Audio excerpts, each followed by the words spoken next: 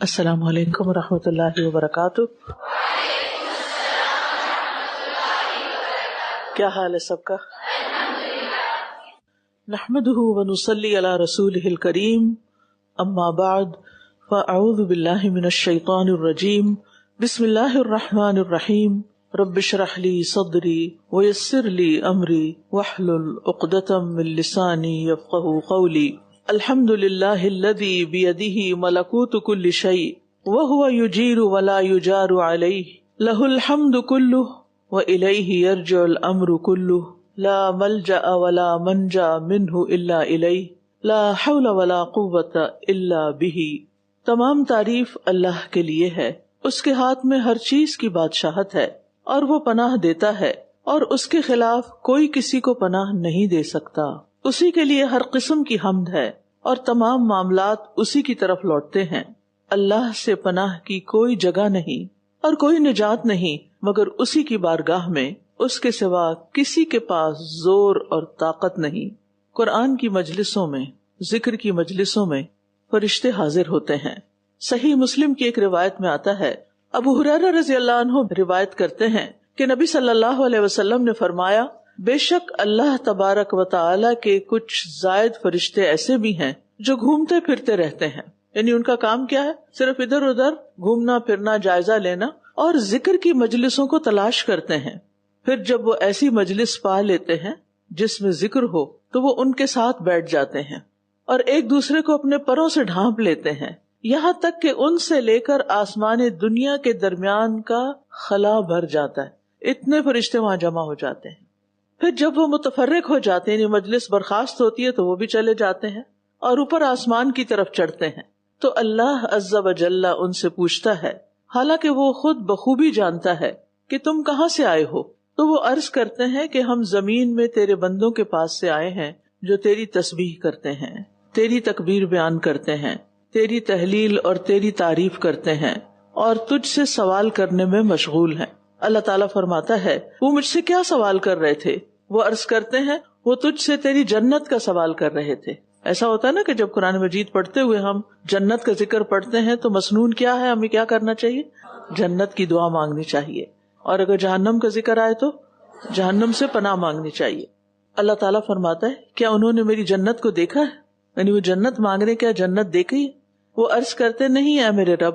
اللہ تعالیٰ فرماتا ہے، اگر وہ میری جنت دیکھ لیتے تو ان کی کیا کیفیت ہوتی، یعنی پھر ان کا شوق کتنا بڑھ جاتا اچھے کام کرنے کے لیے. وہ عرض کرتے ہیں، اور وہ تجھ سے پناہ بھی مانگ رہے تھے. اللہ تعالیٰ فرماتا ہے، وہ مجھ سے کس چیز کی پناہ مانگ رہے تھے؟ فرشتے عرض کرتے ہیں، اے رب تیری جہنم سے. اللہ تعالیٰ فرماتا ہے، کیا انہوں نے میری جہنم کو دیکھا ہے؟ وہ عرض کرتے ہیں، نہیں. اللہ تعالیٰ فرماتا ہے، اگر وہ میری جہنم کو دیکھ لیتے تو ان کی کیا کیفیت ہوتی؟ فرشتے عرض کرتے ہیں، اور وہ تجھ سے مغفرت بھی مانگ رہے تھے، یعنی اپنے گناہوں کی بخشش بھی. ایسا ہوتا ہے نا کہ جب ہم قرآن مجید پڑھ رہے ہوتے ہیں اور اس میں کوئی حکم سامنے آتا ہے جس کی اپنی خلاف ورزی کی ہوتی ہے، اللہ کی نافرمانی کی ہوتی ہے، تو وہاں ہمارے منہ سے بے اختیار نکل جاتا ہے، استغفر اللہ، اللہ تو ہمیں معاف کر دینا، ہم نے یہ گناہ کیا تھا. اور ایسا کرنا چاہیے. تو اللہ تعالیٰ فرماتا ہے کہ تحقیق میں نے انہیں بخش دیا. یاد رکھو، میں نے انہیں بخش دیا اور انہوں نے جو مانگا میں نے انہیں عطا کر دیا. جنت مانگی، جنت دے دی. بخشش مانگی، بخشش عطا کر دی. اور جس سے انہوں نے پناہ مانگی میں نے انہیں پناہ دے دی. رسول اللہ صلی اللہ علیہ وسلم نے فرمایا، وہ فرشتے کہتے ہیں، اے رب ان میں فلاں سخت گناہگار بندہ بھی موجود تھا. اس مجلس میں ایک بڑا ہی گناہگار بندہ بھی آیا ہوا تھا، وہ وہاں سے گزرتے ہوئے ان کے ساتھ بیٹھ گیا تھا. آپ نے فرمایا، بس اللہ تعالیٰ ارشاد فرماتا ہے، میں نے اس کو بھی بخش دیا. یہ ایسے لوگ ہیں کہ ان کی وجہ سے ان کے ساتھ بیٹھ جانے والا بھی محروم نہیں رہتا. ایسے لوگوں کے ساتھ بیٹھ جانے والا بھی کوئی جو بغیر کسی نیت اور ارادے کے آیا ہو وہ بھی محروم نہیں ہوتا، اس کو بھی بخش دیا جاتا ہے. تو اللہ سبحانہ تعالیٰ سے دعا ہے کہ اللہ تعالیٰ ہمیں ان مجالس سے بہترین فائدہ اٹھانے کی توفیق عطا فرمائے. قل بفضل اللہ وبرحمتہ فبذلک فلیفرحوا هو خیر مما یجمعون. پچھلے پروگرام میں ہم نے دعاؤں پر اختتام کیا تھا. ربنا آتنا فی الدنیا حسنہ وفی الآخرۃ حسنہ وقنا عذاب النار. پھر کیا ہوا؟ اللہ سبحانہ تعالیٰ نے دعا مانگنے والوں کی دعا انشاءاللہ قبول کی، کیونکہ ایسی مجالس میں دعائیں قبول ہوتی ہیں۔ آج ہم شروع کریں گے آیت نمبر 202 سے۔ اولئک نصیب مما کسبوا واللہ سریع الحساب، یہی لوگ ہیں جن کے لیے ایک حصہ ہے اس میں سے جو انہوں نے کمائی کی، اور اللہ بہت جلد حساب لینے والا ہے۔ دنیا اور آخرت کی بھلائی مانگنے والوں کا اجر بتایا جا رہا ہے کہ جن لوگوں نے دنیا کی بھلائی مانگی اور آخرت کی بھلائی بھی مانگی، اللہ تعالیٰ ان کے اجر اور ان کی دعا کے نتیجے کا یہاں ذکر فرما رہے ہیں کہ اللہ ان کے حصے کا ثواب اور نعمتیں ضائع نہیں کرے گا، انہیں دنیا میں بھی سکون اور برکت ملے گی، حسنہ ملے گی، اور آخرت میں بھی بڑا اجر ملے گا۔ لیکن یہاں اللہ سبحانہ تعالیٰ کسبوا کا لفظ بھی لا رہے ہیں کہ صرف دعا ہی نہیں کی، بلکہ اللہ تعالیٰ نے کسبوا کا لفظ استعمال کر کے واضح کر دیا کہ اجر ان کے اعمال پر ملتا ہے جو وہ زندگی میں کرتے ہیں، یعنی نیکیاں بھی کرتے ہیں اور اس کے ساتھ ساتھ دعائیں بھی مانگتے ہیں۔ تو ہم میں سے ہر ایک کو اس بات کا خیال کرنا چاہیے کہ صرف دعا پر اکتفا نہ کیا کریں۔ دعا اپنی جگہ بہت اہم چیز ہے، لیکن اس کے ساتھ ساتھ اچھے کام کرنا بھی بہت ضروری ہے، جو بذات خود دعاؤں کی قبولیت کا ذریعہ بھی بنتے ہیں۔ پھر فرمایا وَاذْكُرُوا اللَّهَ فِي أَيَّامٍ مَّعْدُودَاتٍ، اور اللہ کو یاد کرو گنے چنے چند دنوں میں۔ یہ کون سے دن ہیں؟ ایام تشریق کی طرف اشارہ ہے۔ فَمَن تَعَجَّلَ فِي يَوْمَيْنِ فَلَا إِثْمَ عَلَيْهِ، پھر جو کوئی 2 دنوں میں واپسی کی جلدی کرے تو اس پر کچھ گناہ نہیں، یعنی منا سے واپس لوٹ آئے۔ وَمَن تَأَخَّرَ فَلَا إِثْمَ عَلَيْهِ، اور جو کوئی تیسرے دن تک تاخیر کرے تو اس پر بھی کوئی گناہ نہیں۔ لِمَنِ اتَّقَى، یہ کس کے لیے وعدہ ہے؟ اس کے لیے جو تقوی اختیار کرے۔ وَاتَّقُوا اللَّهَ، اور اللہ کا تقوی اختیار کرو، اللہ سے ڈرو۔ وَاعْلَمُوا، اور جان لو، أَنَّكُمْ إِلَيْهِ تُحْشَرُونَ، اور جان لو کہ بے شک تم اسی کی طرف اکٹھے کیے جاؤ گے، وہیں تمہارا حشر ہوگا۔ ایام معدودات رمضان کے سلسلے میں بھی آیا، اور ایام معدودات حج کے سلسلے میں بھی آ رہا ہے کہ عبادت بندوں کو بھاری لگتی ہے، مشکل لگتی ہے، لیکن کوئی عبادت کتنی بھی مشکل لگے، یہ یاد رکھنا چاہیے کہ اس کی مشقت جلد ختم ہو جائے گی، لیکن اس کا ثواب اور اجر باقی رہے گا۔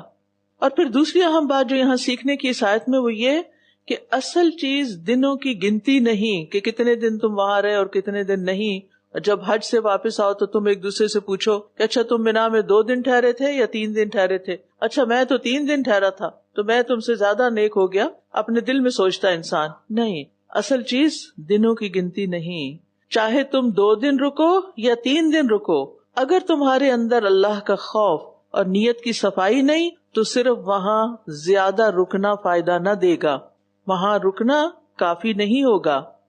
اصل چیز کیا ہے؟ دلوں کا تقوی، کیونکہ اللہ سبحانہ تعالی ہماری شکل و صورت نہیں دیکھتا، ہمارے مال نہیں دیکھتا، وہ ہمارے دلوں کو دیکھتا ہے اور ہمارے اعمال دیکھتا ہے۔ اور پھر آخر میں جو یہ کہا گیا وَاعْلَمُوا أَنَّكُمْ إِلَيْهِ تُحْشَرُونَ، حج بذات خود ایک بہت بڑا اجتماع ہوتا ہے، وہ ہمیں لا محالہ آخرت کی یاد دلاتا ہے، لیکن ویسے بھی ہر عبادت کا مقصد انسان کو آخرت کی پیشی کے لیے تیار کرنا ہے، یعنی جو کچھ تم کر رہے ہو اس کے نتیجے میں تمہیں آخرت میں جا کر حساب دینا ہوگا، جواب دینا ہوگا۔ اگر تمہارا کام درست ہوا تو تمہیں اجر ملے گا، اور اگر تمہاری عبادت میں کمی ہوئی تو پھر اسی کے مطابق تم سے معاملہ کیا جائے گا۔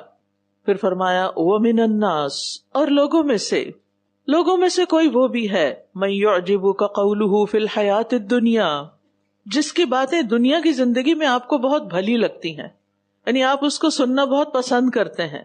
وَيُشْهِدُ اللَّهَ عَلَى مَا فِي قَلْبِهِ، اور جو اس کے دل میں ہے اس پر وہ اللہ کو گواہ بناتا ہے۔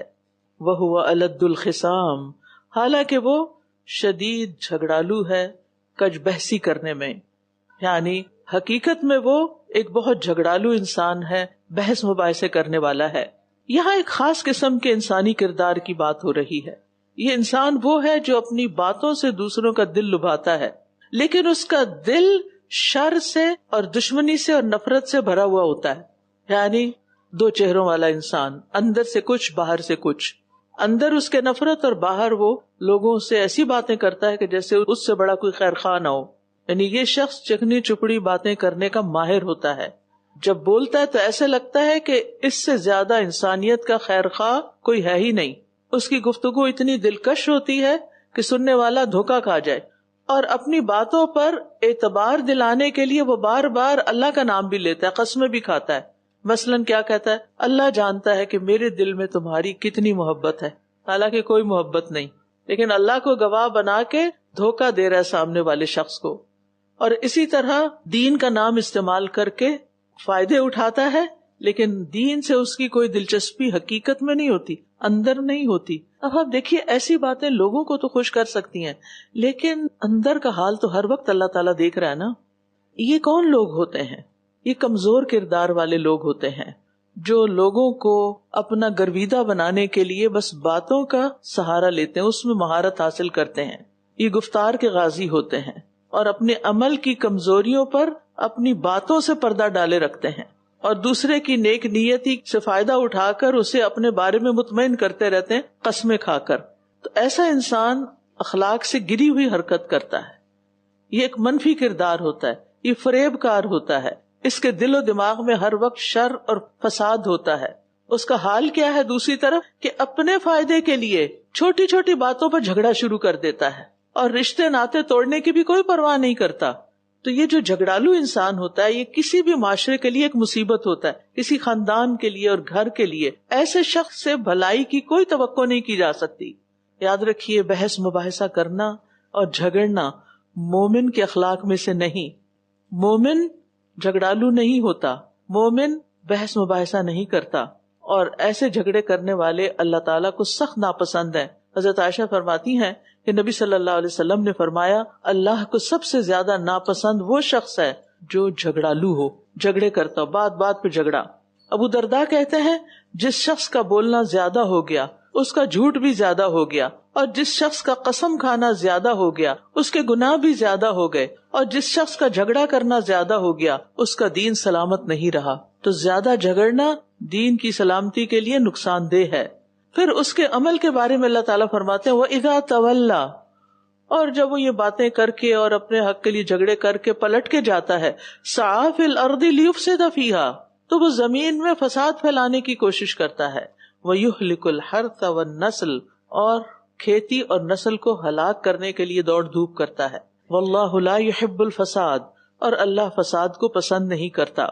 یعنی جب وہ اکیلا ہوتا ہے یا کسی اور گروہ میں ہوتا ہے تو اس کا اصل چہرہ سامنے آ جاتا ہے, اور اس کا کردار اور اس کے اعمال اس کی حقیقت کھول دیتے ہیں کہ وہ انسانیت کو فائدہ دینے والی چیزیں, حرث اور نسل, ان کو تباہ کرتا ہے. وہ صرف فصلیں ہی نہیں بلکہ انسانی زندگی اور معاشرے اور مستقبل کو بھی ختم کرنے کا سبب بنتا ہے. تو سبق کیا نکلا کہ کسی بھی شخص کو پرکھنے کے لیے جو معیار ہے وہ اس کی باتیں نہیں, اس کے اعمال ہیں. یہ نہیں دیکھنا چاہیے کہ کوئی شخص باتوں کا کتنا ماہر ہے, یہ دیکھنا چاہیے کہ وہ کرتا کیا ہے, اس کے عمل کیا ہیں. وَإِذَا قِيلَ لَهُ اتَّقِ اللَّهَ أَخَذَتْهُ الْعِزَّةُ بِالْإِثْمِ فَحَسْبُهُ جَهَنَّمُ وَلَبِئْسَ الْمِهَادُ, اور جب اس سے کہا جاتا ہے کہ اللہ سے ڈرو تو جھوٹی عزت اسے گناہ پر آمادہ کرتی ہے, اس کو جہنم ہی کافی ہے, اور یقیناً وہ بہت برا ٹھکانہ ہے. تو یاد رکھیے, اپنی کمزوری کو تسلیم نہ کرنے والے جو بے اعتمادی کا شکار ہوں, احساس کمتری کا شکار ہوں, وہ اس لیے بھی تسلیم نہیں کرتے کہ ان کا سارا بھرم ختم ہو جائے گا, لہٰذا وہ اپنی اکڑ میں کوئی خم نہیں پیدا کرتے. جبکہ اس کے برعکس مومن کو جب اللہ سے ڈرنے کے لیے کہا جاتا ہے تو وہ فوراً اپنی اصلاح کرتا ہے. منافق ضد میں آتا ہے, غصے میں آتا ہے, جب آپ اس کے اصلاح کی بات کرتے ہیں تو وہ اکڑ جاتا ہے, جبکہ مومن وہ فوراً کیا کرتا ہے, جھک جاتا ہے. حضرت عمر رضی اللہ عنہ کے بارے میں آتا ہے کہ جب ان سے کوئی کہتا تھا اتق اللہ, تو وہ اپنا گال زمین پر رکھ دیتے تھے کہ واقعی عمر کو سب سے زیادہ اللہ سے ڈرنے کی ضرورت ہے. اب یہاں پر آپ دیکھیے کہ منافق اور مغرور شخص کی جو تصویر کشی کی گئی ہے, اس کی روشنی میں, اس کے آئینے میں ہم سب کو اپنا آپ دیکھنا چاہیے کہ کہیں ان میں سے کوئی چیز میرے اندر تو نہیں. اگر کوئی شخص میری اصلاح کی بات کرتا ہے تو میں اس کو کس طرح لیتی ہوں, غصہ کرتی ہوں, اکڑ جاتی ہوں, یا پھر اسے قبول کر کے اپنی اصلاح کرتی ہوں. ابن مسعود کہتے ہیں کہ سب سے بڑے گناہوں میں سے یہ بھی ہے کہ کسی کو کہا جائے اے بندے اللہ سے ڈر, تو وہ جواب میں کہے تو اپنا کام کر، مائنڈ یور اون بزنس، مجھے سمجھانے کی ضرورت نہیں، تو ایسا شخص ایک بڑے گناہ کا ارتکاب کر رہا ہے۔ اب ایک کردار تو یہ تھا، دوسرا کردار وَمِنَ النَّاسِ، اور لوگوں میں سے مَن يَشْرِي نَفْسَهُ ابْتِغَاءَ مَرْضَاتِ اللَّهِ، کوئی ایسا بھی ہے جو اللہ کی رضا پانے کے لیے اپنی جان بیچ ڈالتا ہے، وَاللَّهُ رَءُوفٌ بِالْعِبَادِ، اور اللہ بندوں پر بہت شفقت کرنے والا ہے، کیونکہ مومن کی زندگی اللہ کے احکام کے تابع ہوتی ہے۔ وہ منافق سے بالکل برعکس اخلاق اور کردار رکھتا ہے۔ منافق اپنی زبان سے دھوکہ دیتا ہے، اور سچا مومن اپنی جان تک کا سودا کر لیتا ہے، اللہ کی خاطر اپنی جان دینے سے بھی گریز نہیں کرتا۔ ابتغاء مرضات اللہ، یہ ہم سب کی تمنا ہونی چاہیے کہ میں ایسے کام کروں کہ جس سے میرا رب راضی ہو جائے۔ مومن دو چیزوں پر راضی ہوتا ہے، دو بڑی اہم چیزوں پر۔ نمبر ایک، اللہ تعالی کے دین پر، دین کی کوئی بات اس کے سامنے آتی ہے وہ کہتا ہے رضیت باللہ ربا وبالاسلام دینا وبمحمد نبیا، یہ اس کی رضامندی کا اظہار ہوتا ہے، ٹھیک ہے۔ دوسری طرف وہ تقدیر پہ راضی ہوتا ہے، اللہ تعالیٰ کے احکامات قدریہ پر، احکامات شرعیہ پر بھی راضی ہوتا ہے اور قدریہ پر بھی راضی ہوتا ہے، یعنی اللہ کی تقدیر پر مطمئن اور پرسکون رہتا ہے، اس پر راضی رہتا ہے، جو کچھ اس کا رب اس کو دیتا ہے اس سے خوش ہو جاتا ہے، اور جو نہ ملے اس پر بھی راضی ہوتا ہے کہ اسی میں خیر ہوگی، اور رب کا کوئی بھی حکم آئے خواہ اس کی خواہش اور مرضی کے خلاف بھی ہو پھر بھی وہ قبول کر لیتا ہے کہ اس میں خیر ہے۔ اور اس میں آپ دیکھیے کہ وہ اپنی زندگی میں اعتراض کرنے والا شخص نہیں ہوتا، لوگوں پہ اعتراض، اپنے اوپر اعتراض، میرے ساتھ یہ کیوں ہو گیا، فلاں ایسا کیوں کر رہا ہے، وہ کیا کر رہا ہے، ہر ایک پر اعتراض۔ مومن ایسا اخلاق نہیں رکھتا۔ مومن کو اگر کسی سے شکایت ہوتی ہے تو اس کی اصلاح کر لیتا ہے، اگر اس کو اپنے اندر کوئی کمی نظر آتی ہے تو اس کی اصلاح کر لیتا ہے۔ وہ اعتراض سائیکالوجی میں الجھا ہوا نہیں ہوتا، ہر وقت کمپلینٹس، ہر وقت دوسروں پہ نظر، یہ نہیں۔ تو یاد رکھیے کہ ہمیں کیا کرنا چاہیے، ہر کام میں اللہ سبحانہ وتعالیٰ کی رضا کو مد نظر رکھنا چاہیے۔ اچھا، چند ایک کام ایسے ہیں کہ جن کے کرنے سے اللہ تعالیٰ خاص طور پر بندے سے راضی ہوتا ہے، ان میں سب سے پہلے والدین کے ساتھ نیکی کرنا، رضا رب تبارک و تعالیٰ فی رضا الوالدین، والدین کو راضی رکھنا۔ دوسرا، اللہ کی نعمتوں پر شکر ادا کرنا، ایک گھونٹ بھی پی کر الحمدللہ جب انسان کہتا ہے اللہ راضی ہو جاتا ہے۔ پھر نرمی اختیار کرنا اور سختی سے بچنا، ان اللہ رفیق یحب الرفق ویرضاہ، بے شک اللہ بڑا نرم ہے، رفیق ہے، مہربان ہے، رفق نرمی کو پسند کرتا ہے اور اس سے راضی ہوتا ہے۔ اسی طرح غصہ پی جانا، جو شخص اپنے غصہ کنٹرول کر لیتا ہے اللہ اس سے بھی راضی ہو جاتا ہے۔ ملأ اللہ قلبہ یوم القیامت رضا، اللہ اس کو بھی راضی کر دے گا۔ اسی طرح لوگوں کے درمیان اصلاح کرانا، اگر دو لوگوں کے درمیان آپس میں ان بن ہے تو ان کے معاملات کو درست کرنا۔ پھر فرمایا یا ایھا الذین آمنوا ادخلوا فی السلم کافہ، اے لوگو جو ایمان لائے ہو اسلام میں پورے کے پورے داخل ہو جاؤ، ولا تتبعوا خطوات الشیطان، اور شیطان کے قدموں کی پیروی نہ کرو، انہ لکم عدو مبین، کیونکہ وہ تمہارا کھلا دشمن ہے۔ تو اس سے کیا پتہ چلتا ہے کہ ہمیں پک اینڈ چوز نہیں کرنا چاہیے کہ بعض حصہ قرآن کا مان لیں اور بعض کا انکار کر دیں، بلکہ کیا کرنا چاہیے، جو بھی حکم آئے اس کو لے لینا چاہیے خوشی کے ساتھ، اپنی خواہشات نفس کو دین کے تابع کر لیں۔ ایسا نہ ہو کہ جو تو خواہش کے مطابق ہے چیز وہ لے لیں اور جو نہیں اس کو چھوڑ دیں۔ افتؤمنون ببعض الکتاب وتکفرون ببعض، تو مومن اللہ کے ہر حکم کو ماننے والا ہوتا ہے، مسلمان کہتے ہی فرما بردار اور تابع دار کو ہیں، اور اس کے ساتھ ایک کام تو کرنے کے لیے کہا گیا اور ایک کام نہ کرنے کے لیے، اور وہ نہ کرنے والا کام کیا، شیطان کے قدموں کی پیروی نہ کرو۔ شیطان کا قدم کیوں نہیں کہا گیا، قدموں کیوں کہا گیا؟ کیونکہ وہ آپ کو سٹیپ بائی سٹیپ پھسلا کے اپنی طرف لے جاتا ہے۔ شیطان ایک دم اٹیک نہیں کرتا۔ آدم علیہ السلام کے ساتھ اس نے کیا کیا، پہلے چکنی چپڑی باتیں کی اور پھر ان کا مائنڈ تیار کیا، پھر اس کے بعد ان کو پھل کھلا دیا۔ تو وہ سٹیپ بائی سٹیپ آپ کی طرف بڑھتا ہے، وہ دیکھتا ہے کہ اچھا آپ نے اس کا جو ایک مارک ہوتا ہے، بینچ مارک، وہ اس نے اچیو کر لیا، پر کہتا ہے اب اگلے پہ چلو، پر اگلے پہ چلو، اگلے پہ چلو، حتیٰ کہ ایک اچھے بھلے دیندار متقی انسان کو پورے کا پورا کفر میں داخل کر دیتا ہے۔ برسیسا کی کہانی سنی ہوئی آپ نے، کس کس نے سنی ہوئی؟ برسیسا. برسیسا کون تھا؟ ایک عبادت گزار شخص تھا، لیکن شیطان نے اس کو سٹیپ بائی سٹیپ کہاں تک پہنچا دیا؟ کفر تک پہنچا دیا. وہ تفصیلی کہانی ہے، خود پڑھ لیجئے کسی وقت، لیکن یہ ہے کہ اس میں ہم سب کے لیے سبق ہے. کبھی بھی اس بات سے مطمئن نہ ہو کہ ہم بہت نیک ہیں اور بہت اچھے انسان ہیں، ہمیں کوئی نہیں بہکا سکتا. تو شیطان کے قدموں کی اگر پیروی شروع کر دی، اس کو فالو کرنا شروع کر دیا، تو وہ لے جائے گا اپنے ساتھ. انہ لکم عدو مبین، یقیناً وہ تمہارا کھلم کھلا دشمن ہے. اس کی دشمنی میں کوئی شک نہیں، کھلم کھلا دشمن، کیونکہ اس نے علل اعلان کہا تھا کہ میں اولاد آدم کو بہکاؤں گا، قسم کھا کے کہا تھا. فَإِن زَلَلْتُم مِّن بَعْدِ مَا جَاءَتْكُمُ الْبَيِّنَاتُ، پھر اپنے پاس روشن دلائل آ جانے کے بعد بھی اگر تم پھسل گئے، یعنی شیطان کے قدموں کی پیروی کرتے ہوئے پھسل گئے، اضلہم الشیطان ہو گئے، فَاعْلَمُوا أَنَّ اللَّهَ عَزِيزٌ حَكِيمٌ، تو جان لو کہ اللہ بہت زبردست، غالب، خوب حکمت والا ہے.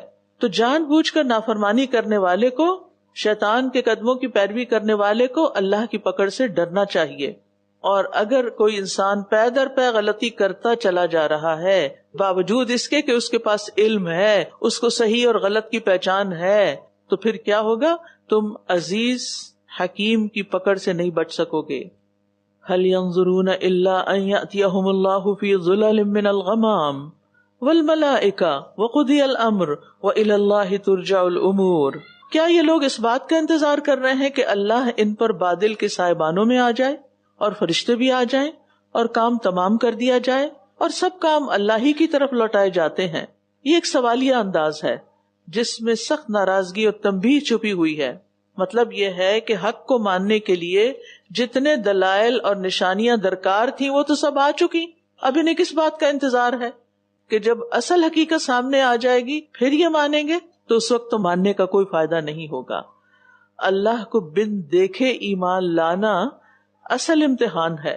اگر اللہ تعالیٰ سامنے آ جائے، فرشتے سامنے آ جائیں، پھر تو آزمائش ہی نہیں رہے گی، بلکہ ایک مشاہدہ ہو جائے گا، اور مشاہدے کے بعد تو توبہ قبول نہیں ہوتی. پچھلی قوموں پر جب عذاب آ گیا اور انہوں نے توبہ کرنی شروع کی، فرعون نے ڈوبتے وقت کیا کہا؟ میں ایمان لے آیا، تو کیا اس کا ایمان قبول ہوا؟ نہیں ہوا. تو اس لیے انسان کو اس وقت کے آنے سے پہلے ہی اچھی طرح مان جانا چاہیے، ورنہ سارے معاملات تو دراصل اللہ کی طرف لوٹائے جاتے ہیں. جو کچھ تم کرتے ہو سب اس کے پاس جاتا ہے اور پھر اسی کے مطابق تمہارا فیصلہ ہوگا. اولئک لهم نصیب مما کسبوا واللہ سریع الحساب واذکروا اللہ فی ایام معدودات فمن تعجل فی یومین فلا اثم علیہ ومن تأخر فلا اثم علیہ لمن اتقى واتقوا اللہ واعلموا انکم الیہ تحشرون. ومن الناس من يعجبك قوله في الحياة الدنيا ويشهد الله على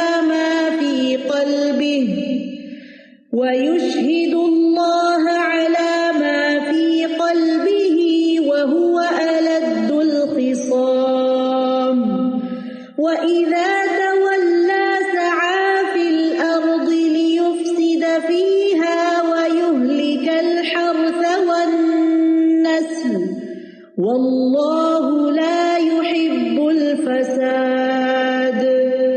وإذا قيل له اتق الله أخذته العزة بالإثم فحسبه جهنم ولبئس المهاد. ومن الناس من يشري نفسه ابتغاء مرضات الله والله رؤوف بالعباد. يا أيها الذين آمنوا ادخلوا في السلم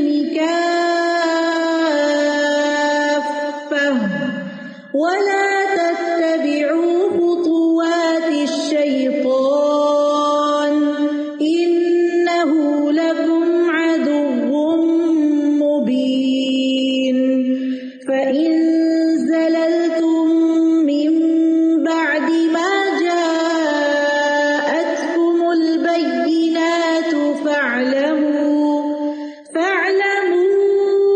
أن الله عزيز حكيم هل ينظرون إلا أن يأتيهم الله في ظلل من الغمام والملائكة وقضي الأمر وإلى الله ترجع الأمور. سل بنی اسرائیل کم آتیناہم من آیت بینہ، آپ بنی اسرائیل سے پوچھ لیجئے کہ ہم نے ان کو کتنی ہی روشن نشانیاں دی، بہت سی. وَمَن يُبَدِّلْ نِعْمَتَ اللَّهِ، اور جو کوئی بدل دے گا اللہ کی نعمت کو، کب؟ من بعد ما جاءتہ، اس کے بعد کہ اس کے پاس وہ آ چکی. فإن اللہ شدید العقاب، تو بے شک اللہ سخت سزا دینے والا ہے. یہاں نعمت سے مراد بنیادی طور پر اللہ کی ہدایت، وحی اور اس کے احکامات ہیں، کیونکہ اس سے بڑی کوئی نعمت نہیں. اور نعمت کو بدلنے کی کئی صورتیں ہو سکتی ہیں. وہ کیا کہ جو نعمت ہدایت کی شکل میں اللہ نے دی اس کو چھوڑ کر انسان گمراہی خرید لے، شکر کے بدلے ناشکری کا رستہ اختیار کرے، اپنی زندگی کو گناہوں اور نافرمانیوں کے سانچے میں ڈھال لے، جس کی وجہ سے پھر نعمت چھن جاتی ہے. سیکھنے کا سبق یہ ہے کہ ناشکری اور نافرمانی نعمتوں کے زوال کا ذریعہ بن جاتی ہیں. اللہ تعالیٰ کسی قوم کی نعمت اس وقت تک نہیں چھینتا، نہیں بدلتا جب تک وہ قوم خود اپنی بدعمالیوں سے خود کو اس نعمت کا نااہل ثابت نہ کر دے. تو نعمت کا بدلنا کیا ہے؟ دراصل اس کی ناشکری کرنا. ہدایت ایک نعمت ہے نا، تو اس کو چھوڑ کر اللہ کی نافرمانی کے رستوں پہ چل پڑنا، یہ نعمت کو بدل دینا. اللہ نے ہمیں امت مسلمہ بنایا، ہمیں قرآن دیا، ہمیں اس کے ساتھ اس کو پڑھنے کے لیے وسائل اسباب مہیا کیے، اور ہم اگر اس کو چھوڑ کر بدل کر اس کی جگہ کچھ اور کرنے لگے تو پھر نعمت بدل دی. یعنی اللہ نے کچھ اور چاہا تھا اور وہ کسی اور چیز میں پڑ گئے. پھر فرمایا زُيِّنَ لِلَّذِينَ كَفَرُوا الْحَيَاةُ الدُّنْيَا، کفر کرنے والوں کے لیے دنیا کی زندگی خوشنما بنا دی گئی ہے. وَيَسْخَرُونَ مِنَ الَّذِينَ آمَنُوا، اور یہ ان لوگوں سے تمسخر کرتے ہیں جو ایمان لائے. وَالَّذِينَ اتَّقَوْا فَوْقَهُمْ يَوْمَ الْقِيَامَةِ، حالانکہ جو لوگ تقوی اختیار کریں، وَالَّذِينَ اتَّقَوْا فَوْقَهُمْ يَوْمَ الْقِيَامَةِ، وہ قیامت کے دن ان سے اوپر ہوں گے. وَاللَّهُ يَرْزُقُ مَن يَشَاءُ بِغَيْرِ حساب، اور اللہ جسے چاہتا ہے بے حساب رزق دیتا ہے. یاد رکھیے کہ دنیا ایک حقیر چیز ہے، اس کے باوجود شیطان نے کہا تھا نا کہ میں ان کے لیے مزین کر دوں گا. یعنی جسے کہتے ہیں نا ماڑی سے ماڑی چیز، معمولی سے معمولی چیز جس کی کوئی ویلیو نہیں، وہ لوگوں کو کیسے بنا کے دکھاؤں تو بہت فائدے کی ہے، تمہیں اس سے بہت مزہ آئے گا، تم یہ کر لو تو تم بڑے کامیاب ہو جاؤ گے. اس قسم کے خیالات انسان کے دل میں ڈالتا ہے. جب کوئی انسان اس طرح کرتا ہے کہ جو دنیا کی محبت میں ڈوبا ہوا ہو تو پھر وہ کیا کرنے لگتا ہے؟ وَيَسْخَرُونَ مِنَ الَّذِينَ آمَنُوا، ایمان والے جو بچ بچ کے چل رہے ہوتے ہیں، احتیاط سے چل رہے ہوتے ہیں، ہر چیز میں نہیں پڑتے، وہ ان کا مذاق اڑاتے ہیں کہ یہ تو بے وقوف لوگ ہیں. حالانکہ قیامت کے دن کیا ہوگا؟ ایمان والے ان سے اوپر ہوں گے، مذاق اڑانے والوں سے زیادہ بلند درجات پر ہوں گے، اور اللہ جس کو چاہتا ہے بغیر حساب کے رزق عطا کرتا ہے. یعنی دنیا کے مال و متاع کو بہت بڑی چیز نہ سمجھو، یہ تو اللہ کی دین ہے، جس کو چاہتا ہے جتنا چاہتا ہے عطا کر دیتا ہے. دنیاوی رزق جو ہے وہ مسلمان کو، غیر مسلم کو، نیک کو، بد کو، سب کو ملتا ہے. بعض اوقات جو اللہ کے نافرمان ہوتے ہیں وہ غلط طریقوں سے بہت کچھ حاصل بھی کر لیتے ہیں، لیکن یہ اللہ تعالیٰ کی رضا کی علامت نہیں ہوتی. اس کے علاوہ ایک اور رزق بھی ہوتا ہے جو دلوں کا رزق ہوتا ہے، ٹھیک ہے، جیسے علم، ایمان، اللہ کی محبت، اس کا خوف، اس سے امید، اس پر توکل. یہ چیزیں صرف ان لوگوں کو ملتی ہیں جن سے اللہ محبت کرتا ہے. واللہ یرزق من یشاء بغیر حساب، اب آپ دیکھیے کہ پہلے بھی میں نے آپ سے یہ کمپیریزن کروایا تھا کہ ایک شخص ہے جس کے پاس دنیا کی ہر چیز ہے لیکن سکون قلب نہیں. دوسرا شخص بس ضرورت کا ہے، تھوڑا بہت ہے، لیکن سکون قلب کوٹ کوٹ کے بھرا ہوا ہے دل میں. کون زیادہ خوشحال ہے؟ عام طور پر لوگوں کی نفسیات کیا ہوتی ہے کہ دنیا میں ہر جو چمکتی چیز ہے، جو بظاہر خوبصورت نظر آتی ہے، اس کے پیچھے دوڑ پڑتے ہیں، اور پھر انہیں یہ ساری چیزیں اتنی خوبصورت لگتی ہیں کہ وہ اسے سب کچھ سمجھ لیتے ہیں، اور یہ چیز ان کی آنکھوں پہ پردہ ڈال دیتی ہے، یعنی دنیا کی یہ محبت، جس کی وجہ سے وہ ایمان والوں کو حقیر سمجھ کر ان کا مذاق اڑانے لگتے ہیں.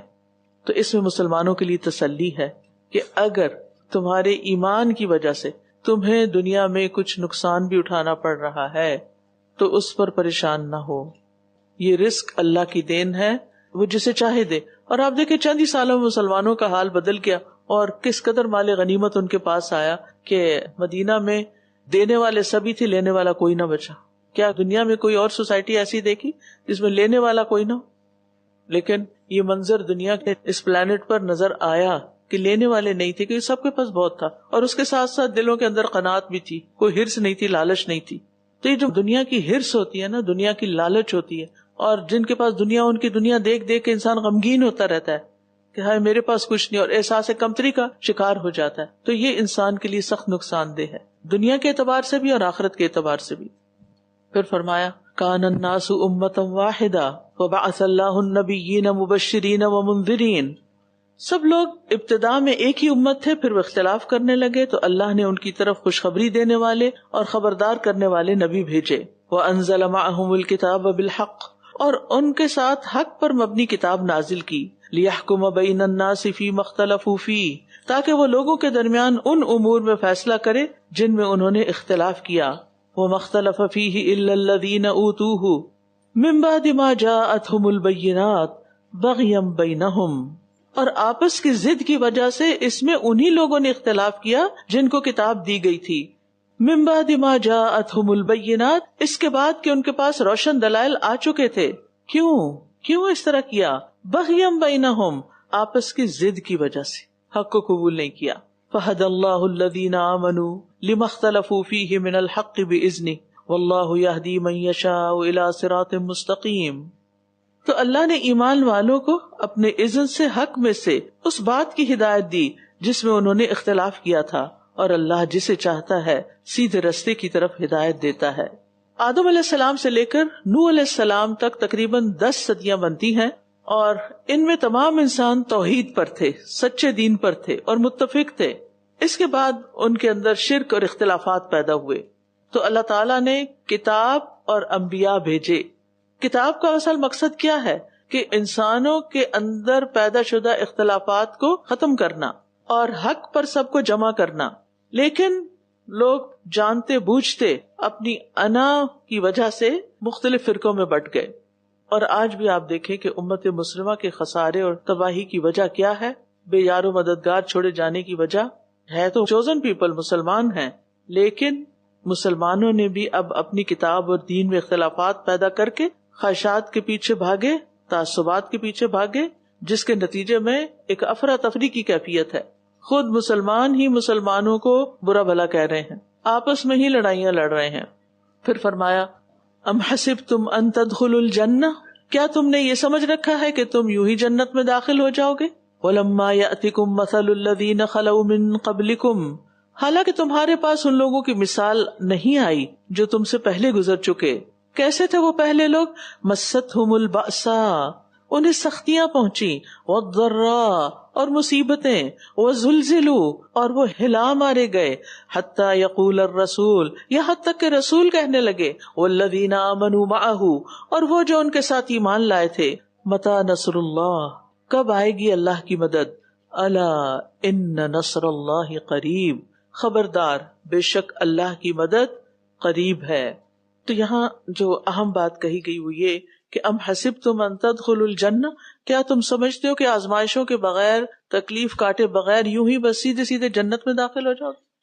یاد رکھیے کہ جنت محض زبانی کلامی دعوے سے نہیں ملے گی.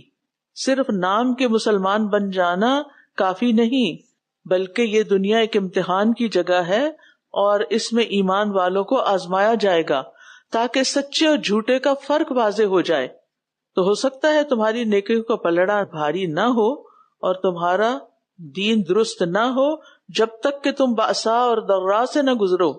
کچھ لوگ ہوتے ہیں نا کہ وہ دنیا میں پوری طرح انڈلج ہوتے ہیں، کھوئے ہوئے ہوتے ہیں، پھر ان کی زندگی میں کوئی تکلیف آ جاتی ہے، کوئی بأس اور کوئی ضراء. کیا ہوتا ہے پھر اس تکلیف کے بعد؟ زیادہ تر لوگ کیا کرتے ہیں تکلیف آنے کے بعد؟ اللہ کی طرف رجوع کرتے ہیں. اور کچھ لوگ اور بگڑ جاتے ہیں، وہ ناراض ہو جاتے ہیں اللہ تعالیٰ سے، پیچھے پلٹ جاتے ہیں، جو انہوں نے کیا ہوتا ہے یا کر رہے ہوتے ہیں وہ بھی چھوڑ دیتے ہیں. تو بات یہ کہ پچھلے سبق میں بھی ہم نے پڑھا کہ اللہ تعالیٰ نے خود فرما دیا کہ میں ضرور بضرور تمہاری آزمائش کروں گا. اس دنیا میں ہر انسان کسی نہ کسی امتحان سے ضرور گزرتا ہے. کسی کا امتحان چھوٹا ہو سکتا ہے اور کسی کا بڑا اور کسی کا بہت ہی بڑا، لیکن آزمائش تو ہوتی ہے. اور کیوں ہوتی ہے؟ تاکہ پتہ چلے کہ کون شخص صرف باتیں کرنے والا تھا اور اس کا ایمان کچھ بھی نہیں تھا، اور کون سچا مومن تھا. کیونکہ جنت میں جانے کے لیے منافقت سے پاک ہونا ضروری ہے. منافق جنت میں نہیں جائیں گے بلکہ کہاں جائیں گے؟ جہنم کے سب سے نچلے گڑھے میں. تو اللہ سبحانہ وتعالی بعض اوقات تمہیں آزماتا ہے تمہارا دین درست کرنے کے لیے. پھر فرمایا یسألونک ماذا ينفقون. صحابہ کرام سوال کر رہے ہیں، وہ آپ سے سوال کرتے ہیں کیا کچھ خرچ کریں، کیا خرچ کریں، کہاں خرچ کریں. قل آپ کہہ دیجئے، آپ انہیں بتا دیجئے، ما انفقتم من خیر، جو مال بھی تم خرچ کرو. یہاں خیر کس کو کہا گیا؟ مال کو. تو کہاں سے شروع کرو؟ وللوالدین، تو والدین کے لیے، والاقربین اور قرابت داروں پر، والیتامی اور یتیموں پر، والمساکین اور محتاجوں پر، وابن السبیل اور مسافروں پر. تو سب سے پہلا حق کس کا؟ والدین کا. کیا والدین غریب ہوں، فقیر ہوں، مجبور ہوں پھر ہی خرچ کریں ان پر؟ ان کے پاس ہو بھی پھر بھی ان کو تحفے تحائف دیتے رہیں. کیوں؟ تحفہ دینے سے کیا ہوتا ہے؟ محبت بڑھتی ہے. بہت دفعہ ایسا ہوتا ہے کہ ماں باپ کو ری ایشور کرانا پڑتا ہے کہ ہم آپ سے محبت کرتے ہیں، اور اس محبت کے اظہار کے لیے ہم ان کو وقتاً فوقتاً کچھ دیتے رہیں. اب یہاں بیوی بچوں کا ذکر کوئی نہیں آیا، کیونکہ بیوی بچوں پر تو کوئی نہ بھی کہے تو انسان خرچ کرتا رہتا ہے. وہ تو کسی کو کہنے سمجھانے کی ضرورت ہی نہیں. بیوی کو نہ بھی دے، لیکن بچے سب کو اپنے عزیز ہوتے ہیں. اکثر ماں باپ کہتے ہیں نا کہ تمہارے ہی لیے تو کما رہے ہیں، اور کس کے لیے، اور یہ سب کچھ تمہارا ہی تو ہے. اگرچہ ایسے جملے نہیں کہنے چاہیے. مومن صرف اپنے بیوی بچوں کے لیے نہیں کماتا، اس کے مال میں حق ہے. وفی اموالہم حق للسائل والمحروم، سوالی کے لیے بھی اور محروم کے لیے بھی، چاہے قریبی رشتہ دار ہوں، اقربین ہوں، یتامى ہوں، مساکین ہوں یا دور کے ہوں. وما تفعلوا من خیر، اور جو بھی تم نیکی کرو گے، فإن اللہ بہ علیم، تو بے شک اللہ اسے خوب جاننے والا ہے. تو گویا صدقے کا آغاز، خرچ کرنے کا آغاز گھر والوں سے کرنا چاہیے، اجنبیوں سے نہیں. اور نیکی صرف بڑے بڑے کاموں کا نام نہیں، بلکہ رشتہ داروں، ضرورت مندوں کی چھوٹی سی مالی مدد بھی اللہ کے ہاں بہت قیمتی ہے. اور سب سے پہلے ان کا حق ہے جس کے آپ ذمہ دار ہیں. اللہ نے جن کی ذمہ داری آپ پہ ڈالی. اور پھر آپ دیکھیے کہ مومن کو یہ بھی دیکھنا پڑے گا کہ اس کا مال کن کاموں پر خرچ ہونا چاہیے. ہم اپنے مال سے کیا خرید رہے ہیں؟ ہم سب دیکھیں، ہم سب، میں بھی، آپ بھی. اور اس معاملے میں اپنی نیتوں کی تجدید کرتے رہیں، اپنے طریقہ کار کو دیکھتے رہیں. میمون بن مہران اس آیت کو پڑھ کر کہنے لگے، یہ ہے مسلمان کے خرچ کرنے کی جگہ جو اللہ نے بتا دی. ان میں طبلہ، سارنگی، لکڑی کی تصویروں اور گھر کی آرائش کا ذکر نہیں، بلکہ انسانوں کا ذکر ہے. آج ہم پتھر اور مٹی پر تو خرچ کر رہے ہیں، گھروں پر تو خرچ کر رہے ہیں، لیکن انسانوں کو بھول گئے. سوال یہ پیدا ہوتا ہے کہ کیا گھر میں کچھ بھی نہیں رکھ سکتے؟ یہ مطلب نہیں ہے، لیکن پہلی پرائرٹی کے طور پر کون آتا ہے؟ والدین. اگر ترس رہے ہیں، مثلا اللہ نے آپ کو بہت دیا ہے، ماں باپ کے پاس اب نہیں ہے اتنا، وہ عمرے پہ جانے کی خواہش رکھتے ہیں، ایک چھوٹی سی مثال ہے، تو آپ ان کو عمرے پہ بھیجنے کی بجائے خود اپنا کہیں ہالیڈے ٹرپ کہیں رکھ لیتے ہیں، ادھر ادھر چل پڑتے ہیں، حالانکہ وہ ضرورت مند ہے. تو کیا کرنا چاہیے؟ اپنی خواہشات پر نہیں خرچ کرنا، ان کی ضروریات پر. پھر ان کی ضروریات کوئی نہیں ہے، آپ کہتے ہیں ان کی کوئی ضروریات نہیں، ان کے پاس بہت کچھ ہے، پھر بھی کیوں دینا؟ تاکہ محبت بڑھے. انہوں نے ہمارے لیے جتنی تکلیفیں اٹھائی ہیں ان کا کچھ نہ کچھ حق ادا ہو. اور پھر اس کے بعد آپ دیکھیں اوپن رکھ دیا گیا وَمَا تَفْعَلُوا مِنْ خَيْرٍ، خیر کے کسی بھی کام میں جو تم حصہ لوگے، کہیں بھی خرچ کرو گے نیکی میں، یہ ہر انسان کو خود دیکھتے رہنا چاہیے. فَإِنَّ اللَّهَ بِهِ عَلِيمٌ، پس بے شک اللہ کو خوب علم ہے. اس سے نیت کی خرابی بھی دور کر دی گئی کہ کس نیت سے دو گے، اللہ کو پتا تم کیوں دے رہے ہو، کسی کو دے رہے ہو، کسی مطلب سے دے رہے ہو یا صرف لوجہ اللہ دے رہے ہو. کیونکہ خرچ کرنا ایسی چیز ہے کہ جس پر انسان فخر کرتا ہے کہ میں نے اتنا خرچ کیا. اہلکت مال اللبدا. تو پھر اس آیت کو پڑھ کر انسان کے نفس کا فخر ختم ہو جاتا ہے، اس سے سلامتی ہو جاتی ہے. اللہ تعالیٰ کے عرش کے سائے تلے قیامت کے دن کون لوگ ہوں گے؟ ان میں سے ایک شخص وہ ہوگا کہ جس کے دائیں ہاتھ نے دیا اور بائیں کو خبر بھی نہیں، کسی کو نہیں پتا. کتب علیکم القتال وہو کرہ لکم وعسى ان تکرہوا شیئا وہو خیر لکم وعسى ان تحبوا شیئا وہو شر لکم واللہ یعلم وانتم لا تعلمون. اس کو کمپیریزن میں دیکھیں، وعسى ان تکرہوا شیئا وہو خیر لکم وعسى ان تحبوا شیئا وہو شر لکم واللہ یعلم وانتم لا تعلمون.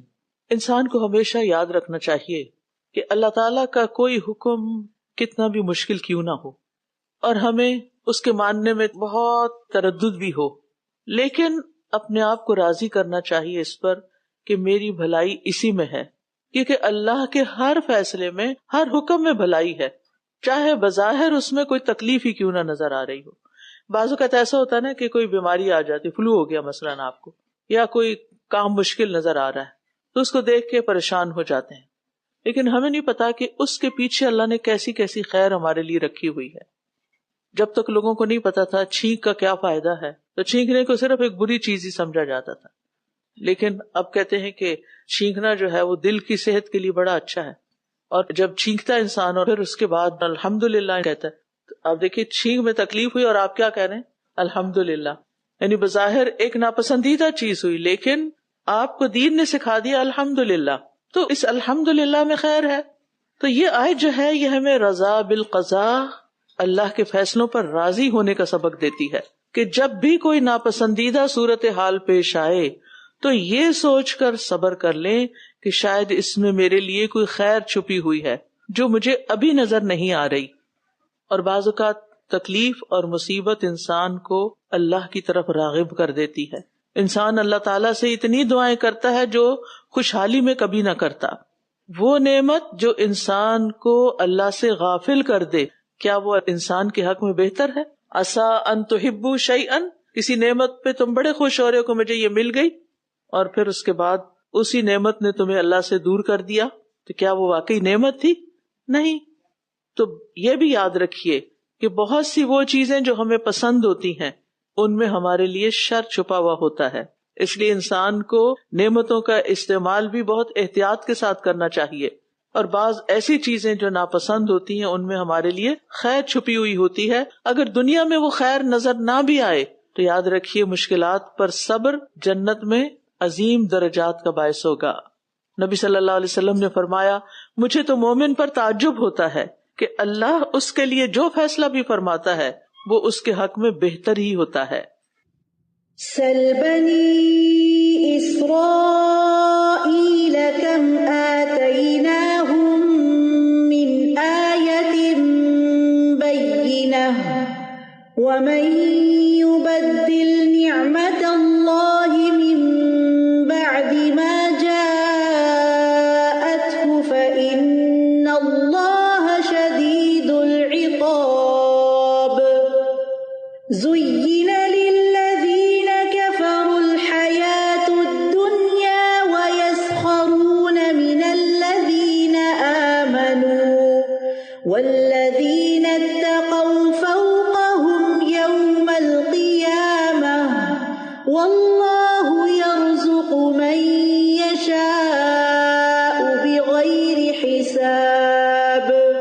کان الناس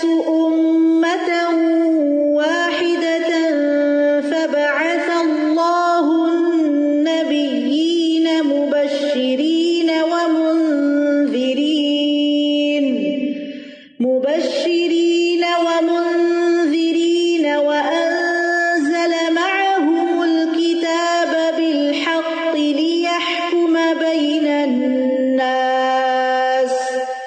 ليحكم بين الناس فيما اختلفوا فيه وما اختلف فيه إلا الذين أوتوه من بعد ما جاءتهم البينات بغيا بينهم فهدى الله الذين آمنوا لما اختلفوا فيه من الحق بإذنه والله يهدي من يشاء إلى صراط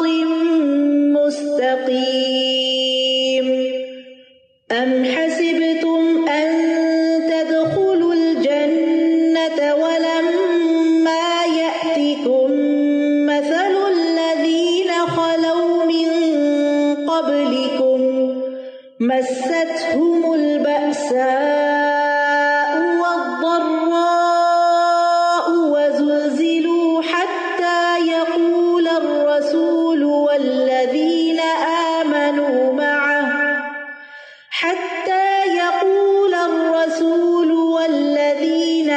آمنوا معه متى نصر الله ألا إن نصر الله قريب يسألونك ماذا ينفقون قل ما أنفقتم من خير فللوالدين والأقربين واليتامى والمساكين وابن السبيل وما تفعلوا من خير فإن الله به عليم كتب عليكم القتال وهو كره لكم وعسى أن تكرهوا شيئا وهو خير لكم وعسى أن تحبوا شيئا وهو شر لكم والله يعلم وأنتم